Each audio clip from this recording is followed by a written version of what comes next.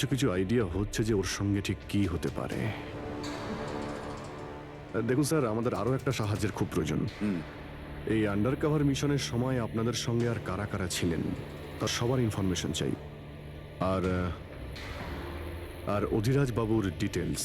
অভিজিৎ, এটা একটু মুশকিল হবে। জানি স্যার, এটা খুবই কঠিন, কিন্তু কাউকে নির্দোষ প্রমাণ করতে হবে। আপনি আমাদের উপরে বিশ্বাস রাখতে পারেন, সমস্ত ইনফরমেশন আমাদের কাছেই থাকবে। ওকে।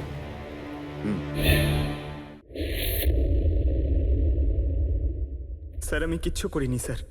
আমি আমি কাউকে খুন করিনি স্যার। এটা কি জানো? DNA report sir. তাহলে এটাও জানো যে এর রিপোর্টে কি লেখা আছে। আর তারপরেও তুমি চাইছো যে আমি মেনে নেব যে তুমি কোনো দোষ করনি, তুমি দোষী নও। স্যার, স্যার আপনি আমাদের শিখিয়েছেন সত্যের থেকে বড় এই পৃথিবীতে আর কিচ্ছু নেই স্যার। এই কেসটা সত্যিটাও তাই স্যার। আমি কাউকে খুন করিনি স্যার, সত্যি বলছি স্যার। তুমি যদি খুন না করে থাকো তাহলে তোমার রক্ত ওই অস্ত্রতে লাগলো কি করে পঙ্কজ? আমি জানি না স্যার। Damn it! জানো না মানেটা কি? হ্যাঁ, এই যে তোমার হাতে চোট লেগেছে, ওই যে রক্ত চিহ্নটা রয়েছে, সেটাই চিৎকার করে বলছে খুনি তুমি পঙ্কজ, তুমি। আমি আপনাকে বলেছিলাম স্যার, আমি অটো করে যখন বিউরো আসছিলাম তখন কেটে গেছিল স্যার।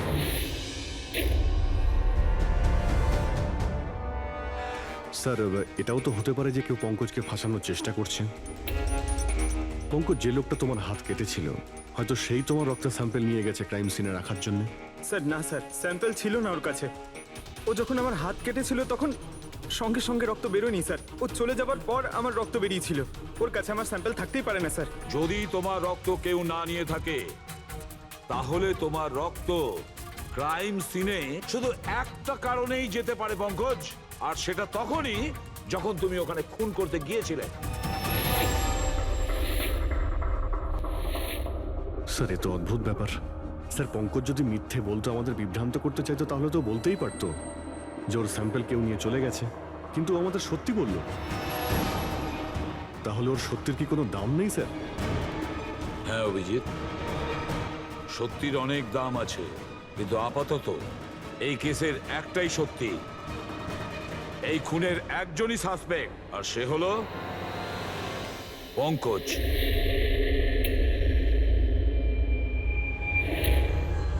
আমি তোমাকে সিআইডি থেকে সাসপেন্ড করছি। স্যার, স্যার আমার কথা বিশ্বাস করুন, আমি কিচ্ছু করিনি। আমি খুন করিনি, আমি আমার বাবার দিব্যি করে বলছি স্যার। তোমার গান আর ব্যাচ। স্যার, একজন ছেলে তার বাবার শ্রাদ্ধের দিন কিভাবে তার মিথ্যে দিব্যি কাটতে পারে স্যার? আমি তোমাকে জিজ্ঞেস করিনি ফেডরিক। গান আর ব্যাচ।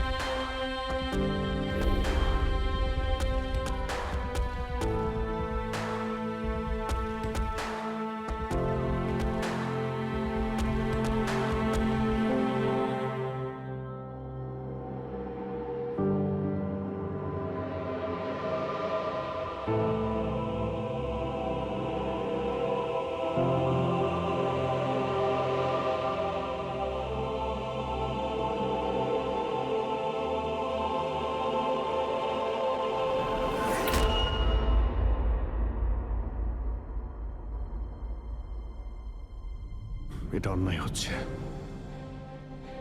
এটা খুবই অন্যায় হচ্ছে।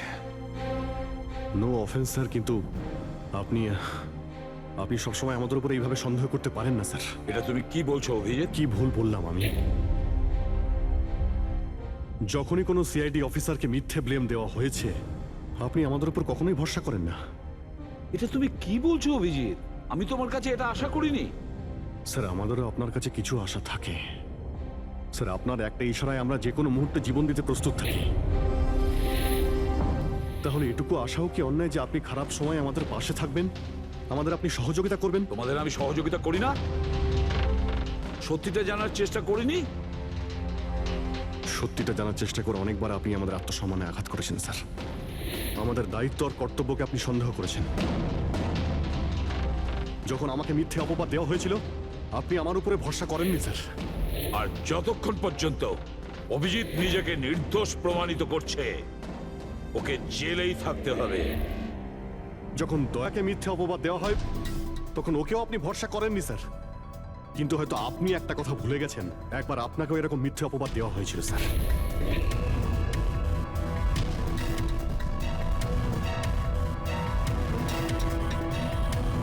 সেই মুহূর্তে আমাদের মধ্যে কেউ আপনাকে সন্দেহ করেনি।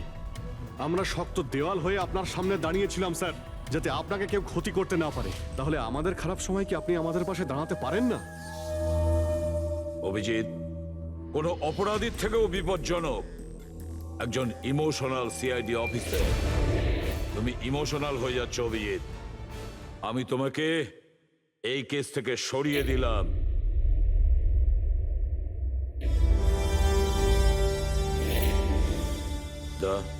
পুরবি, আজ থেকে পঙ্কজের কেস তোমরা দুজন ইনভেস্টিগেট করবে। শুধু শুধু তোমরা দুজনে। ঠিক আছে স্যার। এখন আমার উপরে আপনার এতটুকুও ভরসা নেই যে কেসটাকে আমি নিউট্রাল ভাবে দেখতে পারবো কিনা।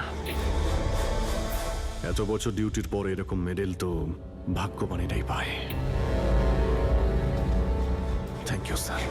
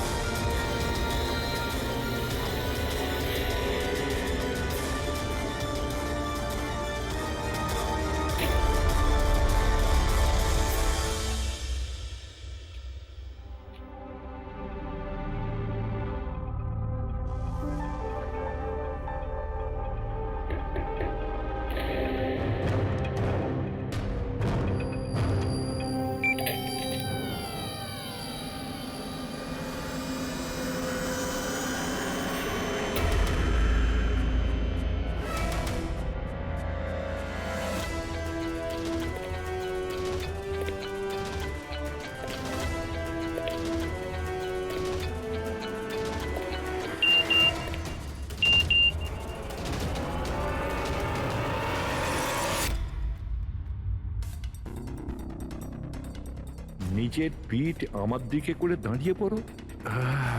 চলো এটাও করে দেখে নি।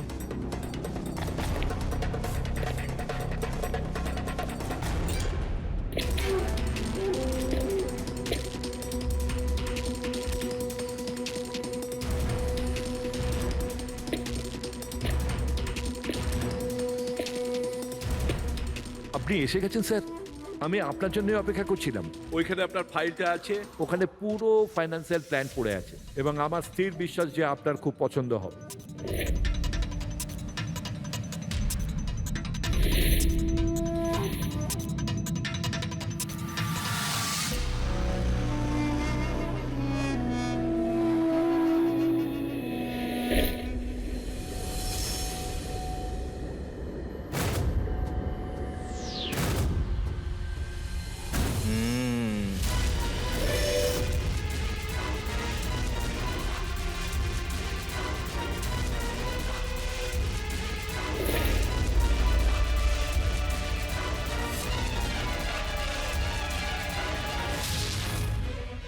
আরে এ তো নকল।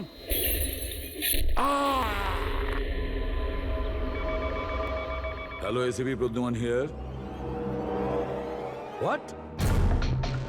কখন? আচ্ছা, ঠিক আছে।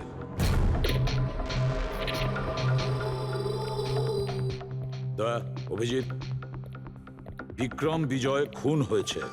বিক্রম বিজয় মানে ওই কেলেঙ্কারি কেসের? হ্যাঁ হ্যাঁ, ওই বিক্রম বিজয় আজও আইনকে ফাঁকি দিয়ে পালাচ্ছিল, আর আজই ও খুন হয়েছে ওরই বাড়িতে। একদিন না একদিন তো এটা হওয়ারই কথা ছিল স্যার, এত শত্রুও পুষেছে ঘরের মধ্যে। Sir I am really sorry sir, একটু লেট হয়ে গেলাম। কি ব্যাপার পঙ্কজ, কোথায় ছিলে তুমি?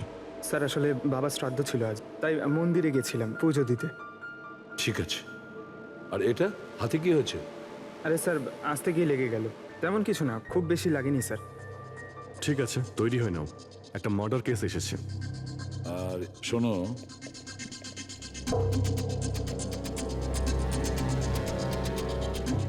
কার আবার মার্ডার হলো? বিক্রম বিজয়।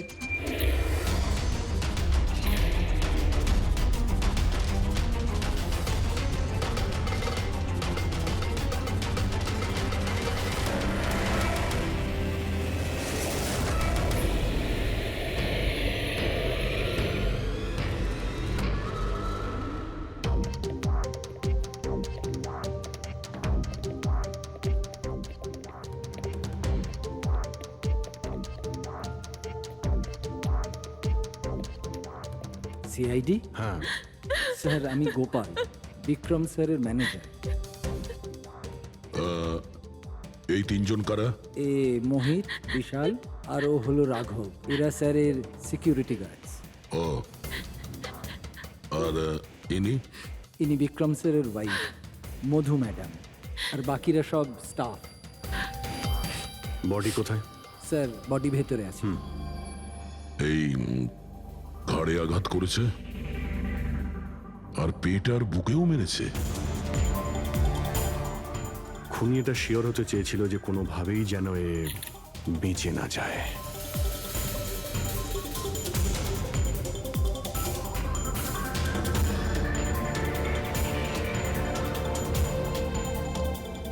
মনে হচ্ছে এটা দিয়ে আঘাত করেছে এর ওপর।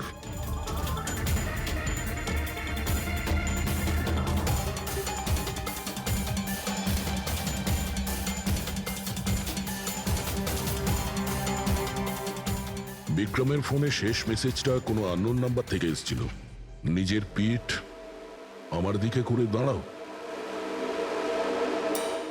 পিঠ আমার দিকে মানে ওই লোকটা কি একে নিজের মুখ দেখাতে চাইনি নাকি?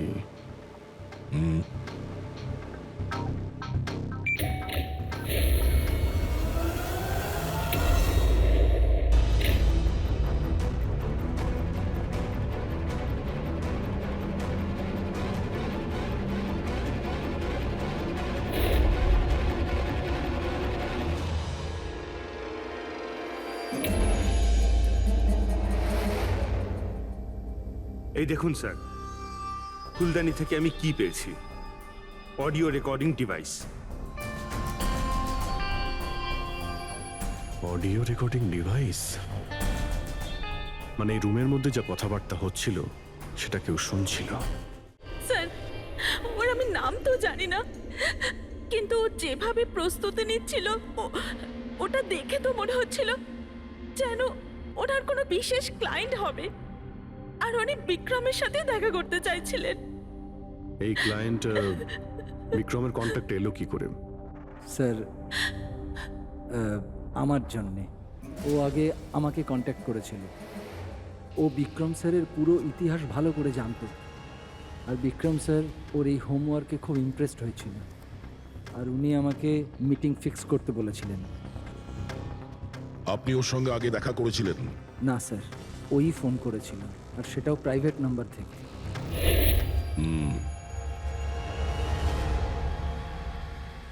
তাহলে আপনারা মিটিং এর আগে সবকিছু দেখে নিয়েছিলেন? হ্যাঁ হ্যাঁ স্যার। ওই রুমটা খুব ভালো করে চেক করে নিয়েছিলেন তো? হ্যাঁ। তাহলে এই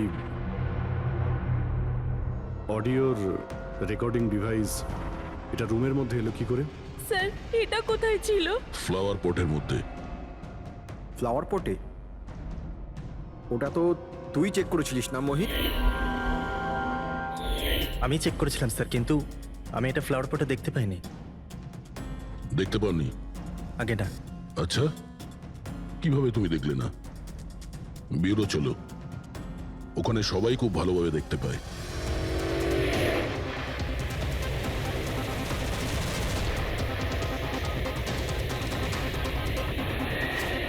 মোহিতের উপর নজর রাখবে।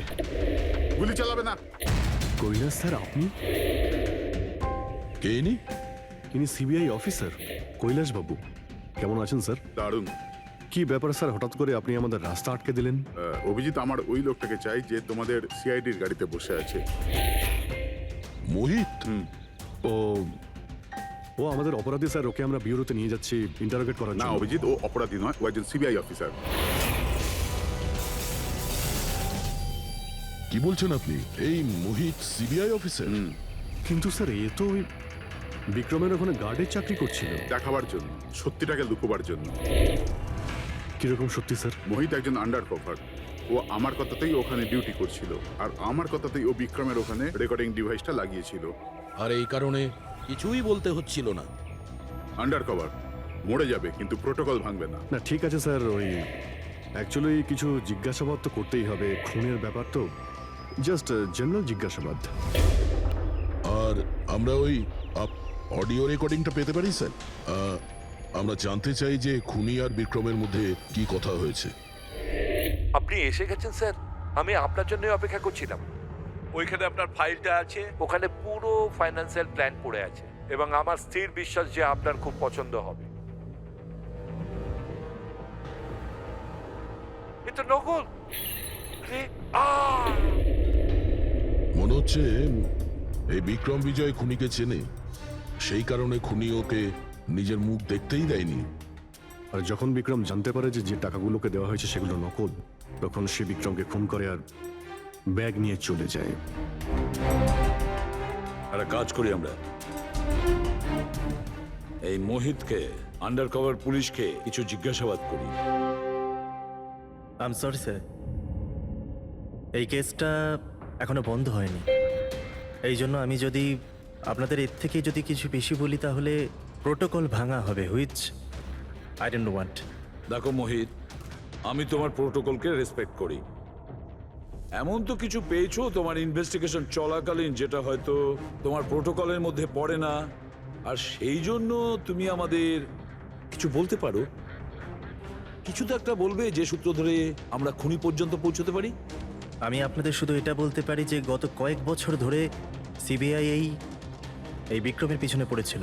আজ থেকে 15 বছর আগে, সাল 2002-তে সিবিআই এক আন্ডার কভার অফিসারকেও বিক্রমের পিছনে লাগিয়েছিল কিছু বিশেষ প্রমাণ জোগাড় করতে, কিন্তু কিছু পাওয়া যায়নি। আর আনফর্চুনেটলি আমাদের এই অফিসার মারা যান। এক মিনিট, নাম কি ছিল এই অফিসারের? ইন্সপেক্টর অধিরাজ।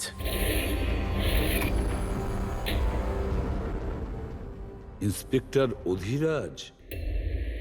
এই বোতলে যে রক্তটা আছে, এই রক্তে বিক্রমের ডিএনএ ছাড়াও অন্য কারো ডিএনএ আছে।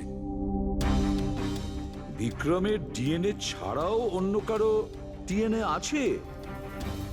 তুমি বলতে চাইছো অন্য কেউ ছিল? কে ছিল সালুকে?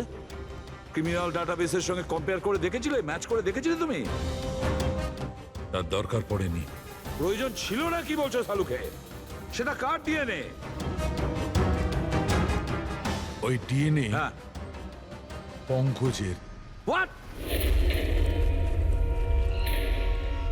ওই ডিএনএ পঙ্কজের? আমাদের পঙ্কজের? আমাদের পঙ্কজের। এটা কি করে হতে পারে? সিআইডি অফিসার হলো পঙ্কজ। সিআইডি অফিসার পঙ্কজ খুন করতে পারে? আমাদের একজন অফিসার খুনি? কিন্তু স্যার, পঙ্কজ কেন খুন করতে যাবে? সেটাই তো, সিআইডি অফিসার কেন খুন করতে যাবে? স্যার, বিক্রমের বাড়ির থেকে 1 কিলোমিটার দূরে পুলিশ একটা বেবারিশ মোটরসাইকেল পেয়েছে স্যার। কার মোটরসাইকেল ছিল ওটা? স্যার, ও পঙ্কজের ওটা।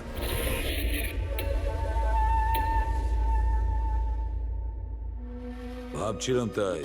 তার মানে পঙ্কজের বাইকটা পাওয়া গেল ওখানে, আর আপনাদের কারুর অবাক লাগলো না?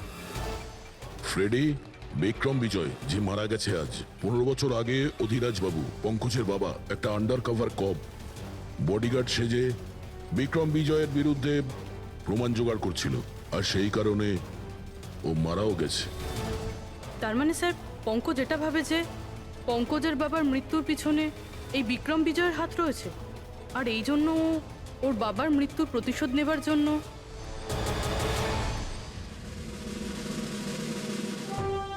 পঙ্কজ এখন কোথায়?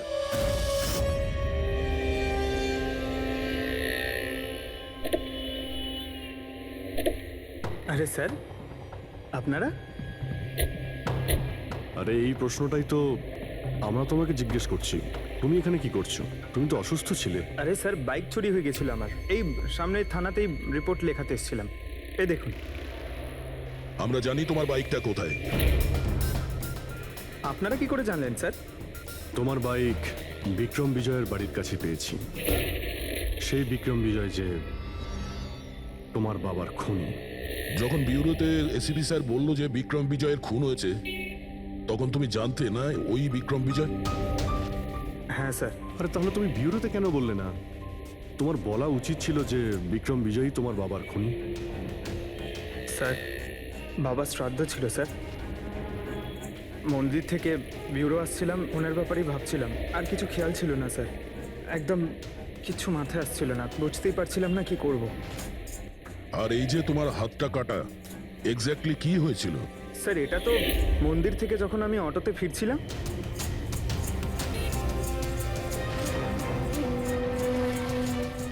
কি হলো স্যার?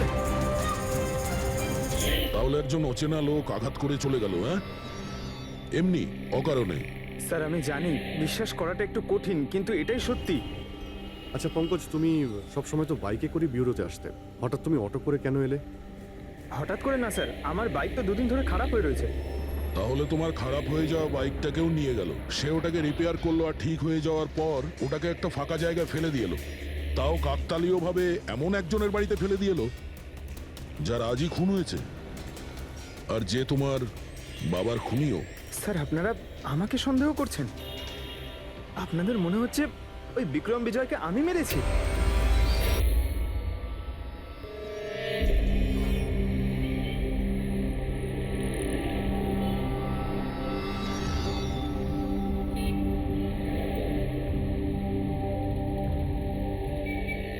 যদি এই পঙ্কজ নিজের বাড়ি থেকে বিক্রম বিজয়ের বাড়িতে যায়, তো এখানে এই জাংশন থেকেই গিয়েছে।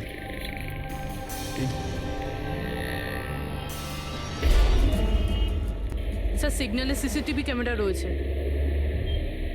এই সিসিটিভি ক্যামেরার ফুটেজ থেকেই আমরা জানতে পারবো যে পঙ্কজ ওই বাইকে করে এখান থেকে গিয়েছিল নাকি ওটা অন্য কেউ ছিল।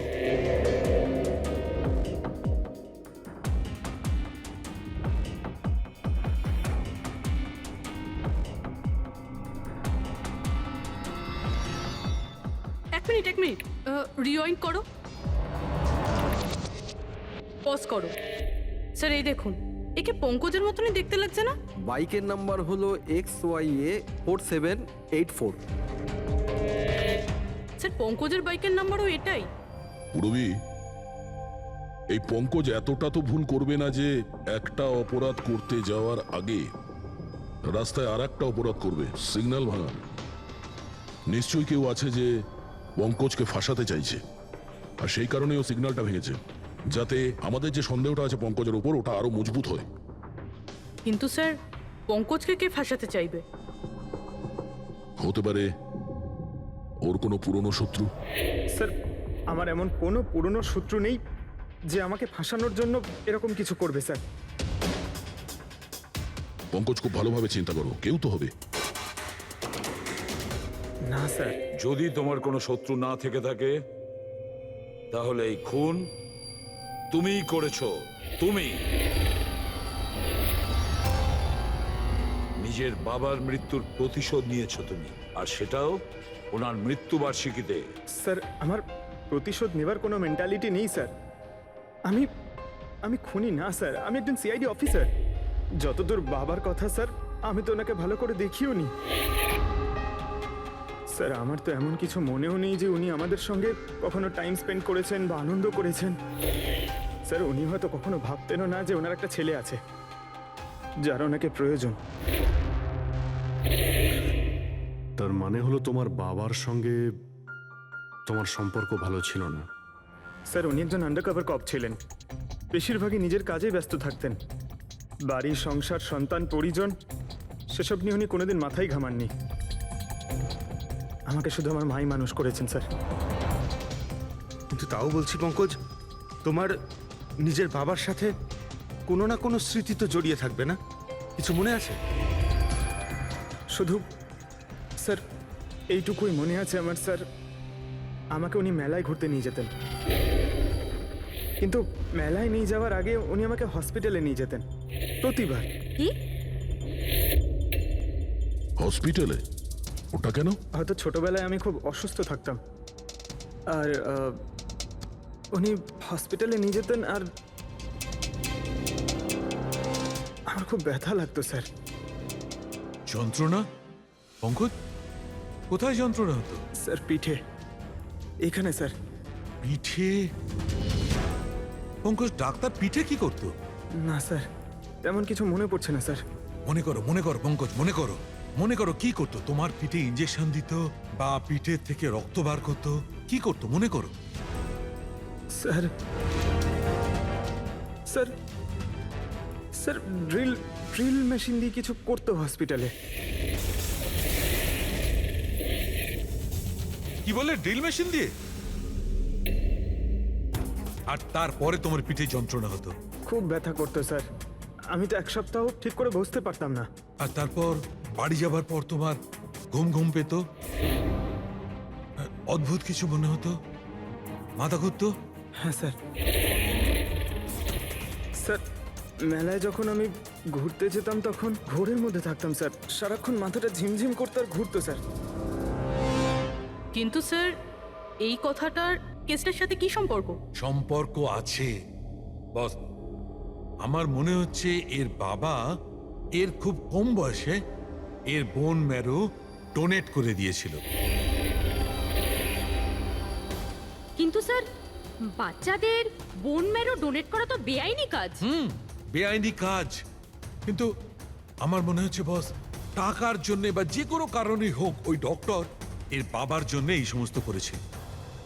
সেটা বুঝলাম স্যার, কিন্তু আমি এখনো এটা বুঝতে পারছি না যে ওই ঘটনাটার এই কেসের সাথে কি সম্পর্ক। কানেকশন এইটা পুরোপুরি, যখন কাউকে বোন ম্যারো ডোনেট করা হয়ে থাকে তখন যাকে বোন ম্যারো ডোনেট করা হয়েছে সেই ব্যক্তির হিউম্যান কাইমারিজম হয়ে যায়। হিউম্যান কাইমারিজম? এটা কি ডক্টর সালুখে? মনে করো যে যে লোকটাকে বোন ম্যারো ডোনেট করা হয়েছে সেই ব্যক্তিটির শরীরে দুটো ডিএনএ তৈরি হয়ে যায়। একটা ডিএনএ সেইটা যেটা ওর নিজের অরিজিনাল, আর দ্বিতীয় ডিএনএটা তার যার বোন ম্যারো তাকে ডোনেট করা হয়েছে তার। তার মানে ডক্টর, পঙ্কজের বোন ম্যারোটা যে পেয়েছে তার রক্তেও এই পঙ্কজের ডিএনএ আছে? এক্স্যাক্টলি দয়া বস, আমার মনে হচ্ছে সেই ব্যক্তিটা একটা বিশেষ লোক যার জন্য পঙ্কজের বাবা এই কাজ করেছিলেন। এমন কোন বিশেষ লোক যে পঙ্কজের বাবা ইন্সপেক্টর অধিরাজের খুব কাছের মানুষ ছিলেন, আর তার মৃত্যুর প্রতিশোধ নিতে গিয়ে ও একটা খুন করে বসে। কিন্তু কে?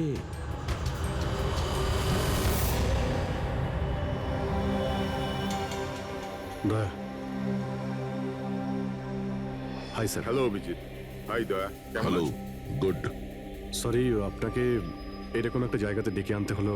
অভিজিৎ, যে ইনফরমেশন তোমার দরকার ছিল সেটা না সিআইডি অফিসে দেওয়া যেত না আমার অফিসে। থ্যাংক ইউ স্যার আমাদের সাহায্য করার জন্য। স্যার পঙ্কজ একজন সৎ অফিসার, আর যদি আপনার সাহায্য পেয়ে আমরা নিরাপরাধ প্রমাণ করতে পারি। অভিজিৎ, তোমার মনে আছে এক বিপজ্জনক অপরাধী ছিল রাকা, তাকে ধরতে তুমি আমাকে সাহায্য করেছিলে। তা ধরে নাও আমি সেটারই ঋণ মেটাচ্ছি। এসব আপনি কি বলছেন স্যার? অ্যাকচুয়ালি আমাদের পঙ্কজের বাবা ইন্সপেক্টর অধিরাজের ব্যাপারে কিছু ইনফরমেশন চাই, যতটা আপনি দিতে পারবেন। আপনি কাজ করেছেন না ইন্সপেক্টর অধিরাজের সঙ্গে? হ্যাঁ দয়া, অধিরাজ খুবই সৎ ইন্সপেক্টর ছিল আর সাহসীও। আমার তো এটা বলতে গর্ব হয় যে আমরা একসাথে কাজ করেছি। স্যার অ্যাকচুয়ালি আমরা এটাই জানতে চাই যে ওনার আন্ডারকভার মিশনের সময় ওনার সঙ্গে কারো কি কোনো গভীর সম্পর্ক হয়েছিল? আই মিন কোনো নতুন পরিবার সেরকম কিছু? অভিজিৎ, এই যে আন্ডার কভারদের যে দুরকম জীবন হয়, খুব কঠিন হয় সেটা সামলানো। এই পুলিশেরাও তো মানুষ হয় নাকি, আর তাদেরকেও সেই সীমাটা পেরিয়ে যেতে নেই যেটা ও পেরিয়ে গিয়েছিল। মানে ওনারও কারোর সঙ্গে ভালোবাসা হয়েছিল? ওনারও কোনো অন্য পরিবার ছিল? হ্যাঁ, অধিরাজের দ্বিতীয় স্ত্রী বাচ্চা জন্ম দিতে গিয়ে মারা গিয়েছিল। ও, আর অধিরাজ বাবুর মৃত্যুর পর এই দ্বিতীয় বাচ্চাটার কি হয়েছে? এই রহস্য সবসময় রহস্যই রয়ে গেছে। অধিরাজ ওই দ্বিতীয় বাচ্চাটাকে কোথায় রেখেছে, কিভাবে বড় করেছে, আর ওই বাচ্চাটা কোথায় গেল কেউ কিছু জানে না। আর এই যে বাচ্চাটা, মানে দ্বিতীয় বিয়ের বাচ্চাটা, কত বয়স ওর? এ পঙ্কজের থেকে 2-3 বছর বড় হবে। বিয়ে পঙ্কজের মায়ের সাথে আগে হয়েছিল, কিন্তু বাচ্চা দ্বিতীয় স্ত্রীর আগে হয়েছিল। হয়তো ওনার কোনো রোগ ছিল যার কারণে অধিরাজবাবু পঙ্কজের বোন ম্যারো ওকে দিয়েছিলেন। নিজের বাবার মৃত্যুর প্রতিশোধ নিতে হতে পারে খুনটা পঙ্কজের সৎ ভাইই করেছে। আর এখন প্রশ্ন এটাই যে পঙ্কজের এই সৎ ভাই কে সে, আর এখন কোথায়? আমার কিছু কিছু আইডিয়া হচ্ছে যে ওর সঙ্গে ঠিক কি হতে পারে। দেখুন স্যার, আমাদের আরো একটা সাহায্যের খুব প্রয়োজন। এই আন্ডারকভার মিশনের সময় আপনাদের সঙ্গে আর কারা কারা ছিলেন তার সবার ইনফরমেশন চাই, আর অধিরাজ বাবুর ডিটেলস। অভিজিৎ, এটা একটু মুশকিল হবে। জানি স্যার, এটা খুবই কঠিন, কিন্তু কাউকে নির্দোষ প্রমাণ করতে হবে। আপনি আমাদের উপরে বিশ্বাস রাখতে পারেন, সমস্ত ইনফরমেশন আমাদের কাছেই থাকবে। ওকে। আরে ভাই, কতক্ষণ আর অপেক্ষা করতে হবে? এ লোক সময় আসে না কেন?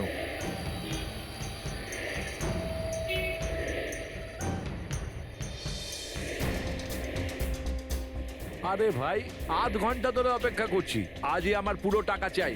আজই আমাকে এই শহর ছেড়ে দিতে হবে। তোর হিসাব দা আমি আজ এখনই এই মুহূর্তে করব।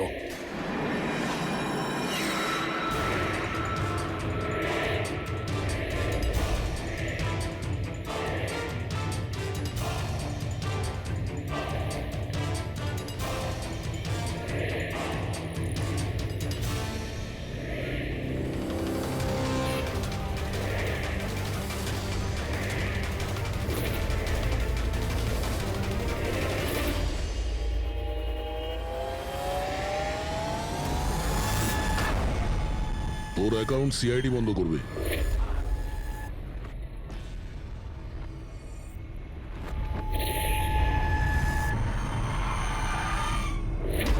বাবার ধার মেটানো প্রত্যেক সন্তানের কর্তব্য, আর যে ছেলেটা করে তাকেই ভালো ছেলে বলা হয়, আর সেটা হলাম আমি। তুমি তো কিছু করনি, আমি নিয়েছি আমার বাবার মৃত্যুর বদলা। দেখো মোহিত, তোমাদের বাবা ইন্সপেক্টর অধিরাজ একজন সৎ, একজন কর্তব্যপরায়ণ পুলিশ অফিসার ছিলেন। কি ভাবছিলে তুমি তোমার মতন একজন অপরাধীর বাবা হয়ে গর্ব করতেন, নাকি পঙ্কজের মতন একজন সৎ সিআইডি অফিসারের উপর? তার সত্যি কথা বলতে তো বাবার সব সময়ই এই পঙ্কজের উপর গর্ব ছিল, আর ভালোবাসতো একেই বেশি। আমাকে তো উনি অনাথ আশ্রমে দিয়ে দিয়েছিলেন স্যার, যাতে ওনার দ্বিতীয় পরিবারের ওপর কোনো আঁচ না আসে। তুমি যখন এই কথাটা জানতে আমাদের কাছে এলে না কেন? আমি তো তোমার ভাই, একসঙ্গে ধরতাম বিক্রমকে, তাও আইনের পথে। চাই না আমার তোমার সাহায্য। আমাদের বাবার হত্যাকারীকে কিভাবে ধরতে হবে, কিভাবে ওর উপর প্রতিশোধ নিতে হবে, এর প্ল্যানিং আমি আগে থেকে করে রেখেছিলাম, অনেক দিন থেকে। আর এটাই হলো কারণ আমার সিবিআই অফিসার হওয়ার। আর ঠিক আমার বাবার মতোই একটা আন্ডারকভার মিশনে গেছিলাম ওই বিক্রমের বিরুদ্ধে, কিন্তু এইবার তাকে সাজা দেওয়ার জন্য নয় স্যার,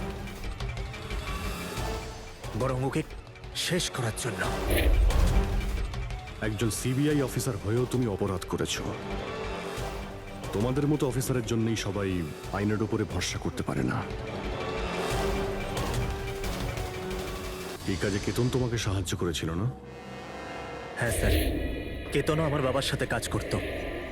সেও একজন আন্ডার কভার অফিসার ছিল। সেই আমাকে সবকিছু বলেছে। আর তার বলাতেই আমি জানতে পারি যে ছোটবেলায় আমার একটা অপারেশনও হয়েছিল।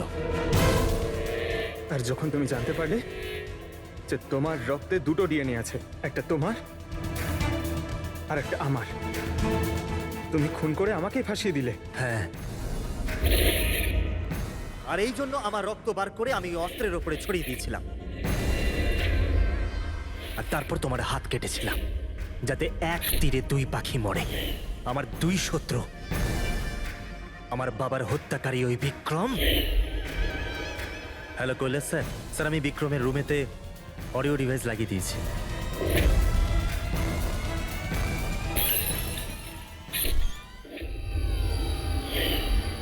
আর তুমি আমাকে এত ঘৃণা করার কারণ কি ভাই? কেন করবো না বলো তো? আজ পর্যন্ত সবকিছু তুমি পেয়েছো। আমাদের বাবার নাম, ওনার ভালোবাসা, ওনার সম্মান, সবকিছু। আর দুঃখের বিষয় তো এটা যে এত কিছু পাওয়ার পরেও তোমার এতটুকু হুঁশ ছিল না যে আমাদের বাবার হত্যাকারী কে। স্যার, আজকে যদি আমি না হতাম তাহলে আমাদের বাবার হত্যাকারী আজও বেঁচে থাকতো এবং ঘুরে বেড়াতো।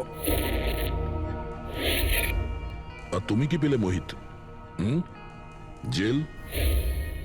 আর খুন করে তোমার বাবা কি পেল মরার পরে? লজ্জা? স্যার, একটা প্রশ্ন করতে পারি আপনাকে? আপনারা আমার কাছে পৌঁছলেন কি করে?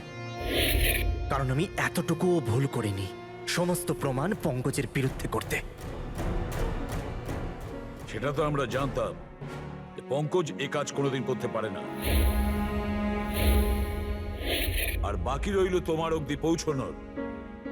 যখন আমরা দুটো ডিএনএর খোঁজ পেলাম, আমরা তোমার বাবা ইন্সপেক্টর অধিরাজের ব্যাকগ্রাউন্ড চেক করলাম। সেখান থেকেই আমরা জানতে পারি যে ওনার আরো একজন ছেলে আছে, তুমি। ব্যাস, আমরা সেই ছেলের ঠিকুজি খুঁজে বার করলাম। তোমার আর পুরো ব্যাপারটা ছবির মতন পরিষ্কার। অনেক ভুল করেছো তুমি মোহিত, মস্ত বড় ভুল করেছো। আইন তোমাকে কঠোর থেকে কঠোরতম শাস্তি দেবে। হয়তো যাবজ্জীবন জেল, না হলে ফাঁসি।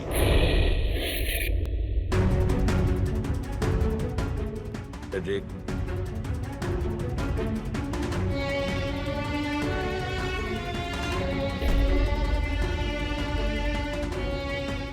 সরি স্যার,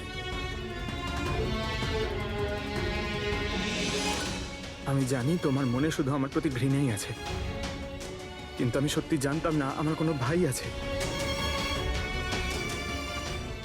আমি জানি না তোমার সঙ্গে কি হবে, কিন্তু তুমি একটা কথা সবসময় মনে রেখো, আমি তোমার অপেক্ষা করব।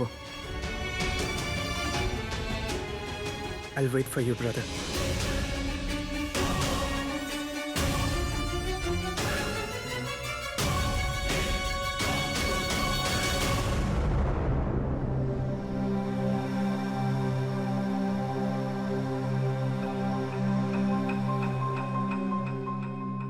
পঙ্কজ, দেখো, তোমার যে ভালো দিকটা আছে না, সেটা কিন্তু বাঁচিয়ে রাখবে খুব ভালো করে। Welcome back to CID. Thank you sir.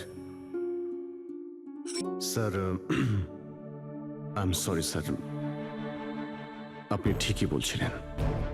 Emotional হয়ে আমি স্যার একটু বেশি বলে ফেলেছি। I am sorry. দেখো অভিজিৎ, তোমরা সবাই আমার কাছে শুধু সিআইডি অফিসার নও, তোমরা আমার গর্ব, আমার আত্মবিশ্বাস, তোমরা আমার শক্তি। তোমরা আর এসিবি প্রদ্যুমান আজ পর্যন্ত নিজের শক্তিকে সন্দেহ করেনি, না কোনোদিন করবে। সময় তো সব সময়ই মানুষের পরীক্ষা নেয়, কিন্তু কর্তব্যের পথে চলার সময় যদি নিজের সন্তানের ওপরেও গুলি চালাতে হয়, আমাদের হাত যেন না কাঁপে।